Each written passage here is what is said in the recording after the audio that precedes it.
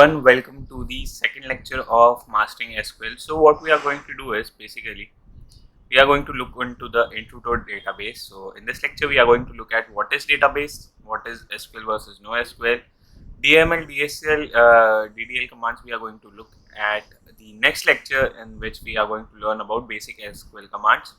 Then we are going to look at atomicity, what is atomicity in ACID, and then we are going to look at what is base in NoSQL. You might be wondering with chemistry, it's separate from that. We'll look into it, and then we are going to look at SQL in system design, and then our secret weapon that could help us to understand which database to use. So now I have now let us look at what is introduction to the database. So what we are going to look at, what is database, how we represent it, and what it means. So basically, if you want to represent a database, you just need to do is what it looks like is basically look like this. So if you have come across many architecture diagrams and you think what is this is basically this is what database is represented as. So basically it's a cylindrical shape and you just have cuts onto those, and basically that represents your database. So this is in many architectural diagram. If you want to show how database is connected, you basically show by this notation that this is a database, which is basically a cylindrical shape, and then have a few cuts and few cuts onto those, and it's represented as to be a database. So here you could see that this is the main database and other database is connected to those database. That's how the diagram of database is. But now we need to know what is a database, right? We need to know what it means. So basically a data base is more than nothing than like a related information. It basically stores the information, and it's basically helpful for you when you want to let me zoom in. So basically a database is nothing more than a set of related information, and it helps you to retrieve, update and delete all those records. And for example, remember in 1900s or like 1900s or early 2000s, they used to have this telephone book, right, in which the names, place and phone number, address of this of the people were in this book, right? So in this book, you need to, if you need to search suppose your friend's name, you need to go through all those pages from the first name to the last. What will you do? Like first thing, how you will search it. So the first thing method would be you will go to their first name, right? You have their first name, you will go to their first name. Then the number of records you get onto, then you will check the last name, and then you will check the address if this correct, and then you will be able to retrieve the information. But doing this won't, it would be theoretical possible that you might be able to get it, and it will be lot of time consuming. You might have to go through each record, like you have to check, okay, if it's the person data is there or not, and this way the whole thing would be very much difficult to for you. So how do we do this? Like let me zoom in, yeah, and let me open my pen.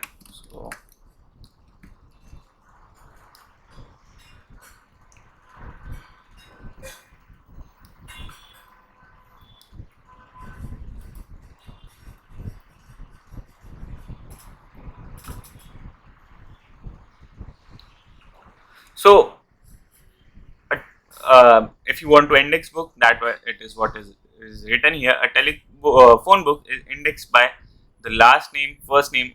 So if you want to find the particular people living in the particular address, then while possible, in theoretical it is possible that you might able to find the number of that your friend, number of your phone number of your friend, but it's not practical use case. Like you have to wait for a long time and you might be able to find it, and there are chances it would be a lot of hindrance to this. From next challenges we have in this case is like, okay, we have got those database, right? We have got this book, but this case is not true, right? People move on, like people move from one place to another, and they change their number also.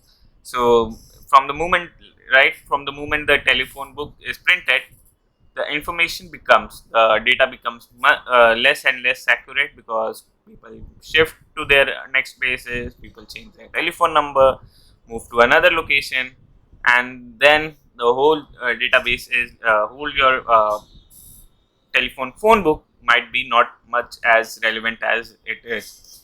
So this same attribute, let us move on to the next point. The same attribute could be applied to manual database as well. So if, for example, right, in for example, for hospitals, right, where the details of patient records are there, and they have their manual records, and in this data set become much and much less accurate, by because when patient, suppose once patient come and they change their location, they change their place, the data record would be less accurate, and if you need to index those data, it will be very much cumbersome, for because you need to go through whole paper database, and it would be take you a lot of time. uh, so some of the first computers, right, application ware database system to so first computer where the main problem they were trying to solve is basically this database system, which like all the things are computerized and data storage, and their main was purpose was to retrieval and computerize the whole data storage. So this was the first use case of the like computer application use case. So everything would be uniform, all the detail were could be easily fetched and used. So because of this, rather than we stored all the data electronically rather than on paper, and we were able to get the data more quickly, index the data in multiple ways, and deliver the information into like into minutes, and rather than to wait for the long time. And if you remember, this changes lot of things. So a lot of companies in early 90s, they used to have this paper based database, and whole thing was changed when computer application arrived, because their early use case was that they would have this computer based database system, in which all the system will have all the data would be stored electronically, and it revolutionized uh, all this paper way. So it became like it was outdated, all the paper based database. So now let's look at earlier database system were managed on magnetic tapes, because they don't have that, like in early 19s or hundreds, they don't have those like pen drive or all those things. They were having some magnetic tapes in which all those data were stored in those magnetic tapes, and because of this, we have we like the general ratio of tapes versus tape readers were like unbalanced. The number of tapes were more than the tape readers. So technicians were asked to load the unload tapes as specific data was requested. Because why it was done, because we did have very little memory and multiple requests for the same data, and we generally required the data to be read multiple times. So this was the significant challenge, and over the time we we improved this. We have like what is possible today is we have like um, we could have terabytes of data into your personal computers. You could store those data directly onto the cloud. You don't even need to have those data, because it will be stored on some remote location. Similarly for mobile as well, right? We generally we used to have in the mobile, we used to have those internal memories, but as over the like time decades goes, no one cares about that internal storage, because like most of the data were onto the cloud, basically in some remote location database, and you could easily retrieve, update, and get those data. And next is like over the time period we have high speed memory. So basically we have better algorithm, better chipsets that allows you to parse all those database and get the retrieval, get the data that you requested for in just seconds. So that's how the introduction to the database is. Now let us look at the non-relational database. That what is non-relational database is. Then we are going to look at what is relationship database. So now once we at that time the database got released, like people started using electronically device to store their data. There were non-relationship data. So in the first century, like for several decades, like it went on non-relation data type. So basically, in this data are stored in hierarchical form. Basically, the customers accounts in this that type of hierarchy. And suppose if I ask you, hey, you need to check the account statement of Sue Smith. So what you will do, right? You will come here, go to the customers, and then you will start searching for Sue. So you will first look at George, then you will look at Sue. So you got your destinate, destinate Sue Smith customer, and then in this, what you will do is you will start checking the transactions, because what transaction have been done, and then the transaction you will do. So here you could see that have the, like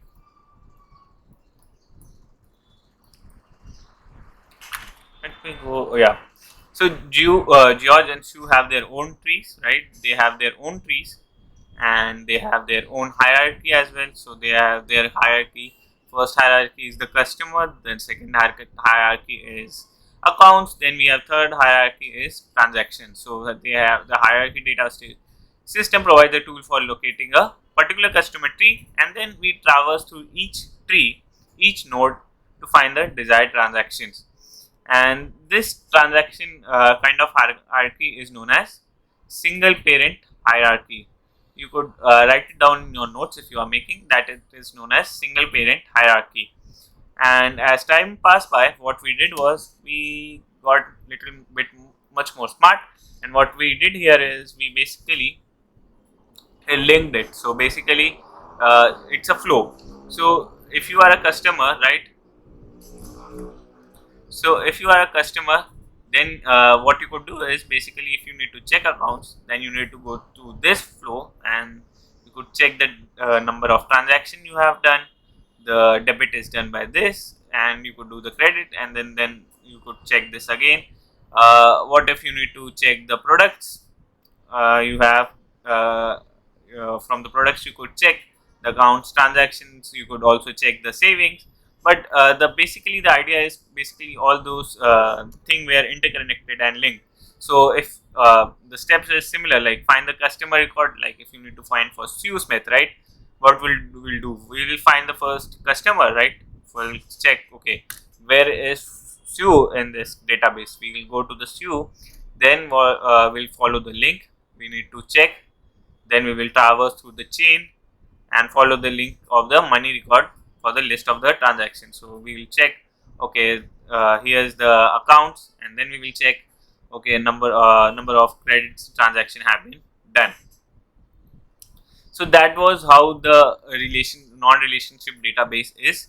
Basically, it doesn't have any kind of a relationship.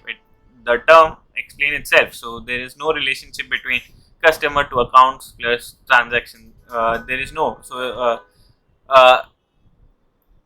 the non-relationship database are still used in banking systems, and now after a decade later, in 1970, IBM was very much famous in research laboratory at that time, and they came up with this research that we need to use relationship models, and instead of using this hierarchy method in which we showed using the graph, like nodes, graph and nodes, basically we could show it better than a better way to we could show this is in the table format. So basically we could show them in by a row column method. So if we look at this, that's how we will represent our data. So if you got confused that this is our column, the straight one, and this is our horizontal path would be our row. Now let's say this is the customer thing we need to do. So if I ask you, okay, now, hey user, could you try to find out how many transactions have been done by Sue Smith? So what you will do, right? So one thing, by intuition, what you could do is you will go to the customer thing. You will look for the first name Sue and last name Smith. You got this, the customer you have got. Okay, that's a good start. Now, and I need to get his account ID, and how do I get this? So I will go to the account table. Then I will look for, okay, I don't have the first name, last name, but I see one thing in common is that customer ID is common to both, right? Customer ID is common to both. So what I will do is I will go to the customer ID and see the customer ID of Sue Smith. So I get the account ID of customer ID of Sue Smith, and I'm not able to get the product thing. Okay, he have account ID 105, 106, 107, CHK LOC product, and balance is $500, $783.64. You could see those. Now we are able to get, okay, we are able to check the account. Now I will say, hey, could you do check the transaction for this? And now you will be saying, hey Abhijit, here is some challenge is that we need to face. Why? Because if you look onto this transaction, right, do we have customer ID? No, basically we don't have any customer ID. But if you look, we don't need it, because from account we could see that the account ID 105, 106, 107 is basically related to the customer, right? Customer, and we, through this we could able to find that the Sue Smith was related to this part. What we could do is basically through this we could able to get the transaction for the Sue Smith.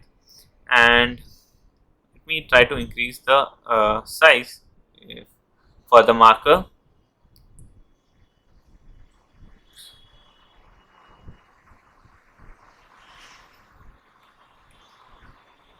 So they're having some issue with the size of the marker, but it's okay. So you are able to get the account transaction for that particular customer. Now for this you could see that 105, 106, 107 was related to Sue Smith. So I will come to 105 to 107, and if I see here, right, 105, 105, 105, 106, that is the type of transaction. One is debit, one is credit, one is debit and credit. And then here I could see the amount of transaction have been done. Now let's say, now if you need to check, okay, what does CHK, SAV and means? At first glance you know, right? Okay, SAV is saving, LOC is for line of credit, but we need to be clear, right? So how will we able to check this? So here I've got a table command like product code, and here through this I could see that, okay, what does it mean? So CHK is mean for checking, SAV is for saving, M is for money marketing, LOC is for line of credit. And we could also make a new transaction table if you need transaction type for this debit and credit one. Now okay, so you are able to get an idea, right? These are a relationship model because they have some they are represented by in a tabular form, and they have some like some links to connect to this model. So there are some relationship between this table to this table to this table, and then we are able to connect to this whole table. Now let us look at what is now SQL is. Before we move on to the SQL part, there are something that we need to discuss, and it is very much important. So what I will do is I will fix the my pointer and I will come back. So this thing that we are going to learn now is very super most important thing, and it is literally asked in any interview question that relates to SQL. So first thing is, what is primary key? So basically, remember, in our table we have customer ID. For example, in this table you could look at that. What you could see is that there is employee ID, and if you know that employee ID could not be same for any two employees. So it a primary key is a key that could uniquely identify each table, each record in a table, and one of the main condition is that employee ID, the primary key, cannot be null, and no two rows cannot have the same primary key value. So here in employee ID, we see that 1001 is Matt, and if we need to select, okay, if we have this table, and if I ask you, hey, you need to select a primary key in this table, what you could see is that employee name. Can we select employee name as a employee ID? Uh, so let's see. There might be a chances that two employee name could have same name, and then this rule through this we could say that no two rows can have the same primary key value, and through this we could not say that employee name we could not have as a primary key. Let's say employee license, could we have employee license as a primary key? And the answer is yes, we could have primary key as employee license. Why? Because employee license would be unique for each record, and it could not be null. No two rows could have same values, uniquely identify in each column. And then we could say, let's say employer passport, could we take this as employer passport? And the answer is yes, we could have employee passport as our primary key. Why? Because no two employees could have the same uh, rows as the same employee passport. It could not be null, and it uniquely identifies the state, each record in a table. So it's no you could select as primary key as.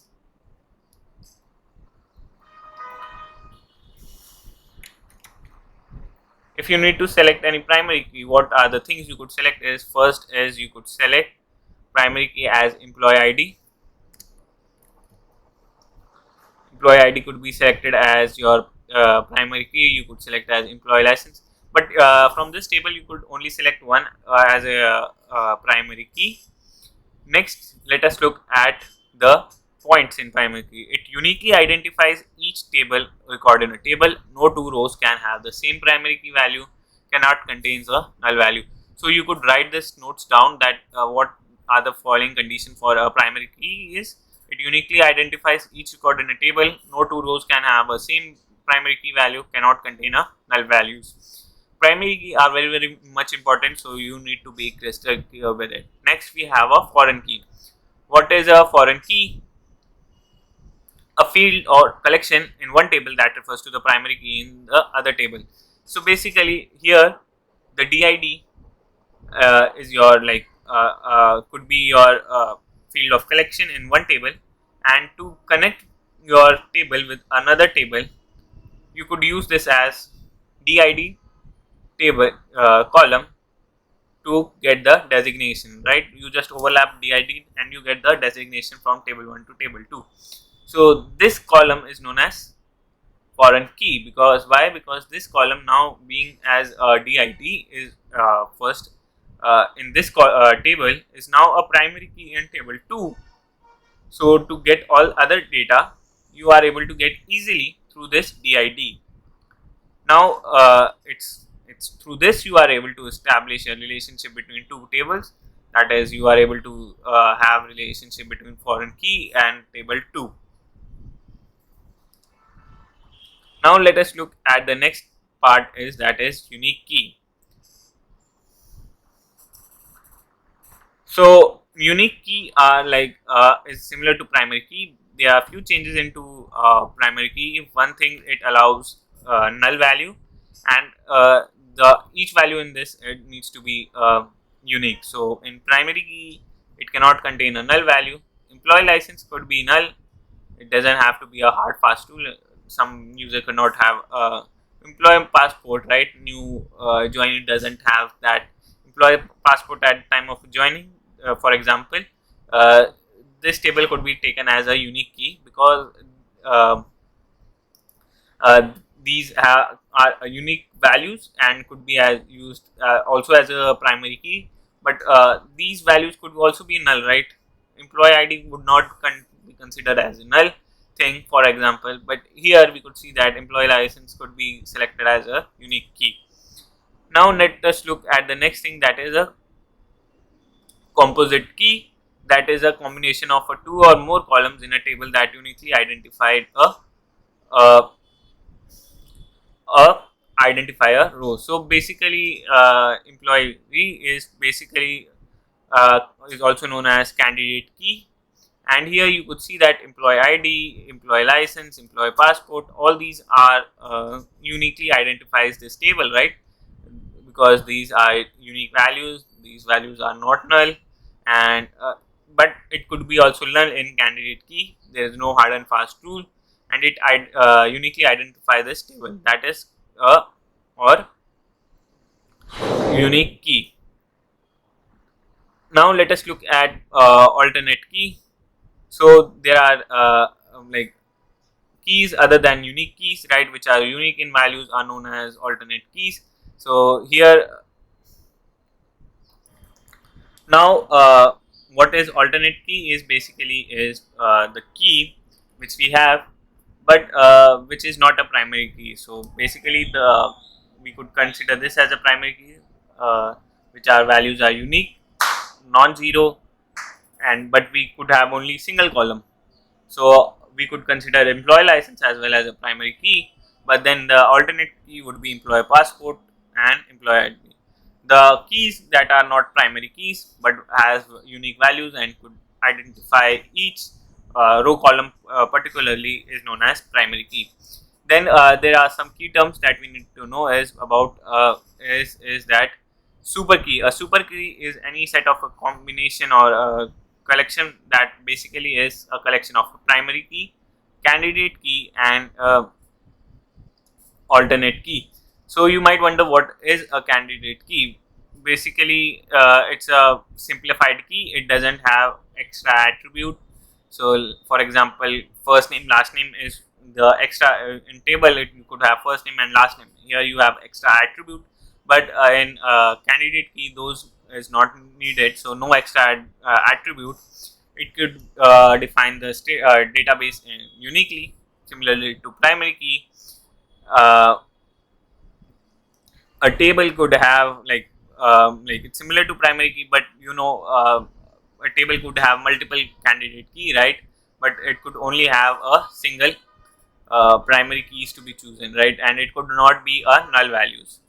So these are the terms that are very much important, and most in the interviews they ask you what is primary key, and they ask you, okay, here's your table, and you need to select a primary key, a foreign key, and a candidate key, and an alternate key, unique key.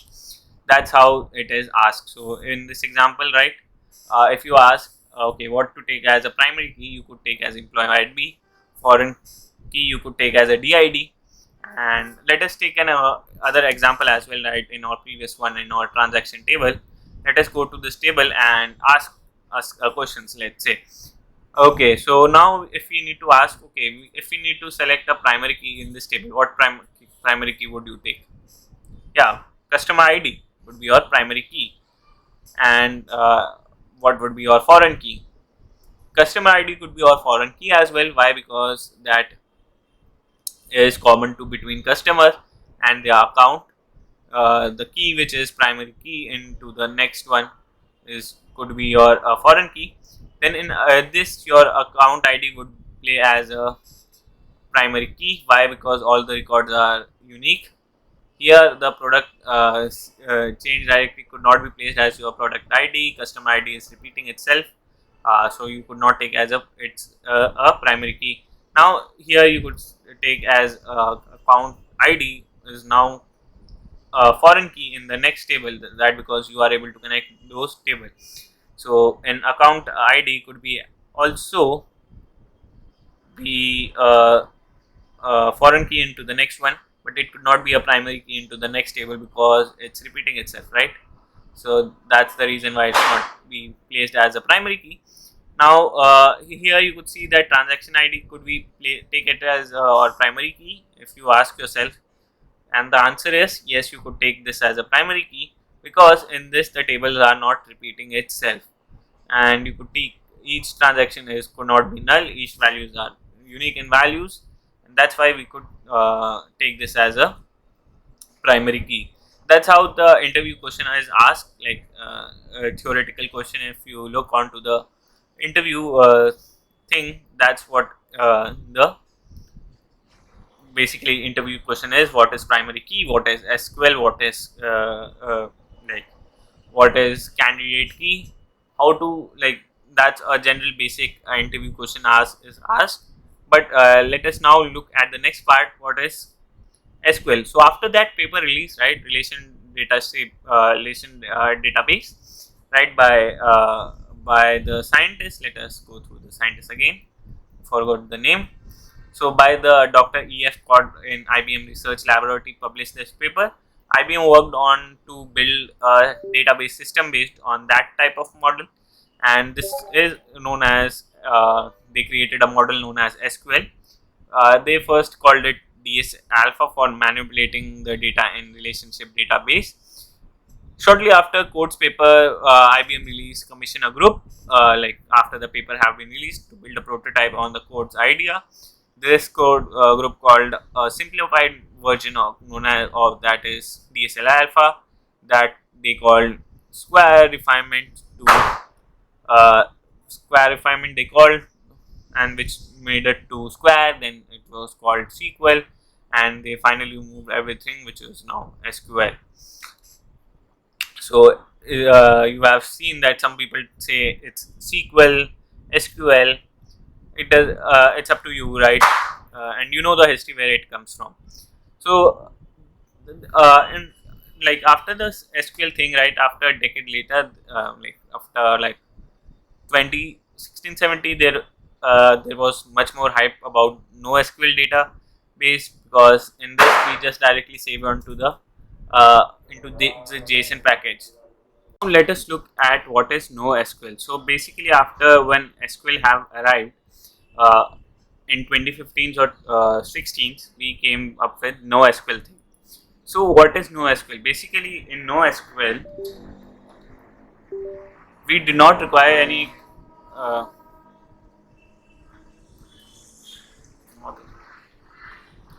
so now let us look.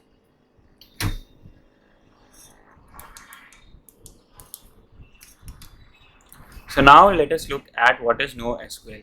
So after 2015-16, NoSQL command database have arrived, and in this we don't need like a particular schematics, right, and no particular rows column thing, but basically where SQL relies on the structured tables, NoSQL did not require any of this, and basically it required a JSON format. What is a JSON format? It's like a typically curly braces object oriented thing, uh, and we don't need to worry about that NoSQL thing. Basically, we are going for this course, we are going to look at only SQL, and this was particularly famous because it did not require any structure, and other formatting thing was it could be easily distributed, it could be horizontally scaled, and which NoSQL thing also become popular. But there are now, since there is two things, right, one is use SQL or use NoSQL type of database, and now in coming to that point, we are going to look at okay which thing to use based on this, right. There is few thing that we need to know about is asset versus base, and you might be wondering why I'm saying asset versus base. So basically, acid versus base is just a terminology used in database. So basically, acid is used for relation RDBMS, where DBMS stands for relation database management system, and acid stands for, in here, A stands for atomicity, uh, C stands for consistence, I stands for isolation, D stands for durability. And now let us look at each term what it means. So it's acid is used for SQL type of a database, whereas base is used for that we are going to look for, that is what is base, and it is used in SQL. Basically, these are some terminology that we need to look when we create some database architecture design. So when we design a database, the SQL database, atomicity means ensure that each transaction is all or nothing. If any part of transaction fails, the entire transaction is rolled back, leaving the database unchanged. So if there is any transaction, it has to be recorded onto the database, else it's revert back, or no database is written down. Consistency ensures that each database ensures that a transaction brings the database from one valid state to another, maintaining integrity. That is, once the transaction state is done, all the database update their state to that, okay, that transaction have been made, so that there is no like incoherences between incompatibility between database. What I mean to say is basically database is also on the same page, that okay, this transaction has been done, there's some consensus that okay, all this transaction are done. It shouldn't be like okay, that transaction have been done and the other database which was following that particular kind of database, that particular transaction database, have not updated those database. Why? Because once it's, so if you imagine, right, so if you do a transaction and that transaction have been done, but you check, go to another bank account, another ATM card machine and check your account, but in that machine you see your transaction have been different. So that kind of thing should not be there, because it should have a consistency, where if a transaction have been done, all the transactions should be updated. Isolation ensure that transactions are executed independently without inference. So if there is so partial updates from one transaction aren't visible to until it's completed. So what it means is basically we don't have to have those partial database, like partial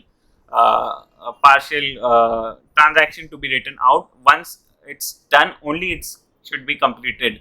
And if you if you are familiar with the term blockchain, right, in those what happen is, whenever there is a transaction, all the system, all the nodes basically, which is maintaining those ledger, checks, okay, this transaction have been done, then only consensus are made, like for and the consensus could not be made until if any other transaction are partially updated. So basically,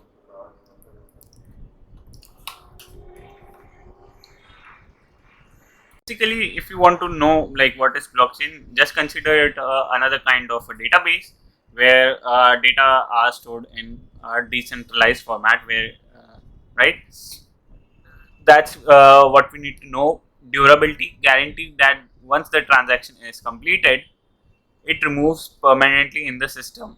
It remains permanently in the system even in case of a failure. So once we make a SQL kind of a database, we need to consider all those things. And basically, this is not very easy, right? Durability, if you want to build some kind of a database, even if the data base have means, suppose if the transaction is on to the failure part, we need to store those database. Isolation, we need to check if okay, the transaction are partially done, it should not be in the database. Consistency, like every database should be a consistent onto the high consistent thing, and there is lot of latency in those. Basically, synchronization issue. So, right, so what happened is basically, so suppose this is your database, right? We created this database, and basically this is known as the leader database or master, but the term master was changed basically in like a terminology. Master database was changed because of the naming convention, right? Master slave database. The other database is known like the follower database, which follows the master database, was known as slave, which their terminology change in teaching. So basically what happened is the master database, right, or master database, or the slave database always tries to copy, like tries to sync with the master database. Basically it copies all the database, but there would be some latency, right? We never know, okay, at which time the data would be there inside this and at which time it should update it. So there is kind of a latency which we need to look out, and it's very hard to consider all those term and hard to build on those terminology, asset terminology, and be good at all those things. There might be some like trade-offs in all those things. Like if you increase the atomicity, uh, so we need to, like, there could be issue with the consistency, like and if you increase consistency, like there could be issue with then durability. There is slight of trade-offs in this. Now let us look at what is base. Base is referred in like alternative to SQL. The asset term is used in base. It's used for NoSQL. Basically, it's used for like uh, let me open my pen. Basically available, which stands for that guarantees availability of data. And I also agree that if you look at, there are four terminology, BASE, and we have only three terms, right? Basic, A is an extra term, but it stands like it's easy, like is acid versus base. So basically available, it's for the system guarantees the availability of data, but it might be temporarily inconsistent. So if the master data is up to the date point, we cannot guarantee that the follower data, which is syncing with this database, is on its latest state with the master database. So suppose uh, what I'm trying to say is, let's deep dive into this. Let me, yeah. So suppose here is our database, right? We created some database, and suppose this is your web page. This web page is you have developed, and basically it's similar to your favorite web page. Let's just say Facebook, right? And some person makes a tweet, right? And once some person makes a tweet, it stores into a some kind of a database, right? And this database is used for read and write.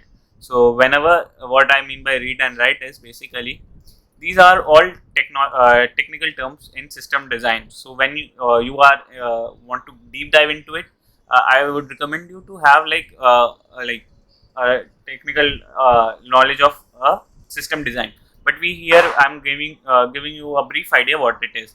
So basically, read and write operation, what it does, it allows user to do read and write operation on this database.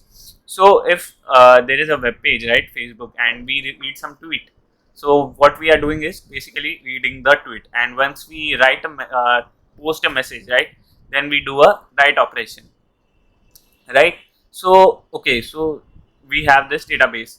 So what is happening is, right, if we have another database as well, right, which what it does, it basically allows user to have only read operation, uh, faster read operation, because uh, every person does not do write operation, right? Every person do not write on the database. So what it does, it basically reads through the database. So what it does, it's just basically copies the data set. So basically it's syncing with it, and it only allows read operation. Why? Because it's pretty much faster. So you could easily have those uh, data set available, and it also does some caching, right? So even we don't need to look at the last year post, we just consider what is the latest post. So it's allow us read operation, and it depends upon locations, right? So if you are in this part of the world, uh, there are like a lot of database available, and they all are in uh, read and write syncing process. So what they need to do is basically uh, they don't necessary to be in sync for basically, but basic the other thing is basically availability.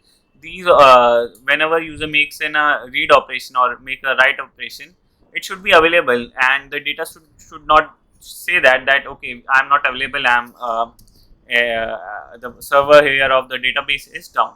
So that's what base stand for. It's basically available, and it might be temporarily inconsistent, but that is okay. Now the next state is soft state. What does soft state mean? Is the state of the system may change over time even without the input due to eventual consistency and the background synchronization process. So what does it mean? Basically, once you make a tweet, right, and what you did is, let us go back to that diagram, and there's some issue with this Miro board. I don't know, when I zoom out, it breaks. So whenever you do a write operation, you made a post, so what you do is you did a write operation.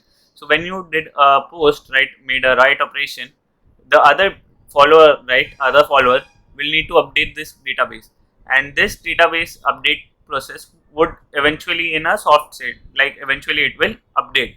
So that's what its meaning, what it's trying to say is the state of the system may change over time without input due to eventually consistency and background synchronization and process.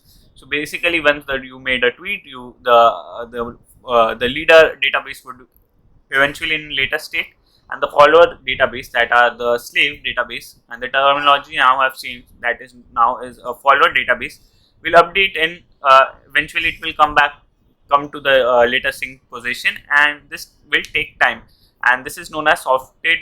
Basically it will change over the time. And now let us look at the next point, that is eventually consistency. So eventually consistency means that the system doesn't need to be immediately consistent, rather it will be eventually reach a consistency given a sufficient time. So once once a once you have made a what once you have made a tweet, right, once you have made a post, the other database, it will be stored into your what it happens in background. It's basically the leader database gets to the latest sync, and the follow database eventually will follow to that path, and if given sufficient time, all the follower will database will come to the latest points.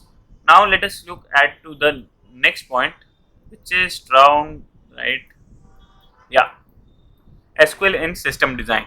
So we are going to touch this through, but if you want to go in this detail, you have to go through the system architectures. But let us go through the SQL in system design. So if you ask, right, through we have learned asset and base, and if you are asked, okay, you have to design a banking system database, which database you should use, and the first option would be SQL, and the second option would be MySQL. Sorry, NoSQL. And if someone asks you a question that, okay, what to do about this, what should be your answer? And if you said NoSQL, then you are wrong. We should take SQL, because once the transaction is done, right, in asset the main property is the consistency, and the database will be at all the consistency level. And here we could do the vertical scaling. What I mean by vertical scaling, we increase the resource RAM instead of horizontal scaling, in which what we do is we have partially divided database server that is horizontally scaled. So in this, suppose you have, right, a single PC that you watch video on, that is, and if you need to upgrade your PC, what you do is basically add more RAM to it, right? That is known as vertical scaling. But horizontal scaling is, right, you have two CPUs theoretically, and you get the get the efficiency, get the processing power from both the CPU. That is known as horizontal scaling. That you have multiple system, and in those multiple system you do the processing, which is happening parallelly. So if you want to design a database for a bank, you should go for a SQL database. Now, this is all good. Now let us look. Okay, if someone asks you, you are designing. Suppose you are designing a Twitter web page. You are creating a web page that is better than Twitter or Instagram, and now you have been asked to use. Okay, which database you should use? Either NoSQL or SQL. Which option you should choose? And if you are saying that, okay, let's choose SQL, the answer is wrong. No, SQL would be a better much availability here, because in Twitter, once you make, lot of people going to join, right? Lot of globally the people going to join, and if the people are going to join globally, your data base, right, data server needs to be divided up at to some, needs to have be horizontally scaled. And why horizontally scale, not vertically scale, right? Because if you scale vertically, your suppose your server is in India, and some people from USA is trying to access your server, they going to have much more latency, much more issues. Because why? Because they have to the request would be made to the Indian servers, then they are going to get those data base. So what you could do is basically divide those database into separate parts, that is horizontally scale. You could put one database server to the USA, you could put one database server to Europe, one database to the Asia server, and that's how in generally the Twitter or Instagram database server works. They have their server specifically for India, Europe, and Asia server. And if you play games, right, you might know, you might play PUBG or Call of Duty, right? And in there you might have seen their ping, and people say, "Oh, my ping is very high. I'm not able to get good, like I'm not able to connect to the game."